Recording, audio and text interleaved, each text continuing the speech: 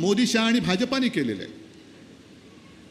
मोदींची गॅरंटी मला नको आहे, माझी गॅरंटी माझ्या समोर आहे.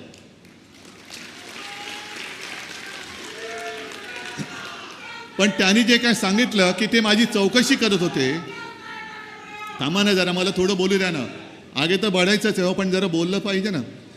जरा थांबा, तर जरा थांबा. मला काय बोलायचं ते मला पहिलं बोलू द्या. थांबा, मग तुमचं तुम्ही नंतर मग तुम्ही सभा घ्या, बसा खाली.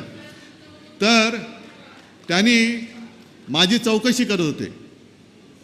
मग मोदी साहेब, तुम्ही माझी आस्थेने चौकशी करत होतात, तर तुमचे इथले जे काही आताचे उपमुख्यमंत्री आहेत, त्या तुमच्या चेला चपाट्याने माहीत नव्हतं तुमचं माझ्यावरती किती प्रेम आहे.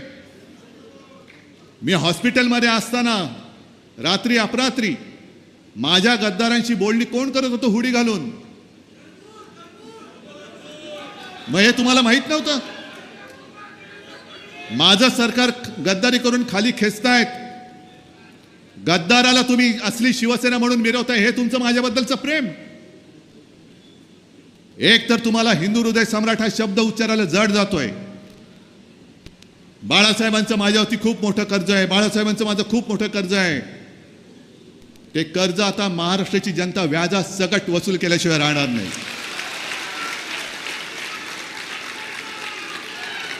मग एक संभ्रम पसरून जात आहे की उद्धव ठाकरेंसाठी त्यांनी दरवाजा उघडला,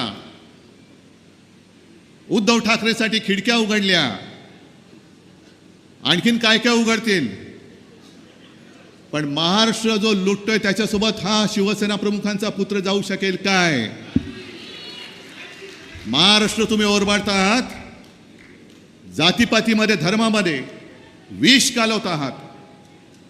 अरे आम्ही काय हिंदुत्व सोडलेलं नाहीये, तरी देखील इथे सुद्धा अनेक मुस्लिम बांधव आलेले आहेत, माता भगिनी आलेले आहेत. आता येताना माझं त्यांनी स्वागत केलं. नसीम खान माझ्या बाजूला बसलेत, दलवाई साहेब बसलेले आहेत. यांना काय माहित नाही मी कोण आहे. पण तुम्ही जो काय एक संपूर्ण नंगा नाच करता आहात हिंदुत्वाच्या नावाखाली. आम्ही घरातली चूल पेटवणारी माणसं आहोत, तुम्ही घर पेटवणारी माणसं आहात. आणि आजपर्यंत त्यांनी तुम्हाला काय काय दिलं तुम्हाला तुम्ही सांगा. जर एक गोष्ट तुम्हाला त्रासाशिवाय दिली असेल, फक्त त्रास दिला, पण तुम्हाला आनंद होईल असं काय दिलं असेल, तर मी मोदींचा जाहीर प्रचार करीन. पण लोकांनी मला सांगायचं की होय मोदींवरती आम्ही खुश आहोत. मग हे पाप तुम्ही का करतात?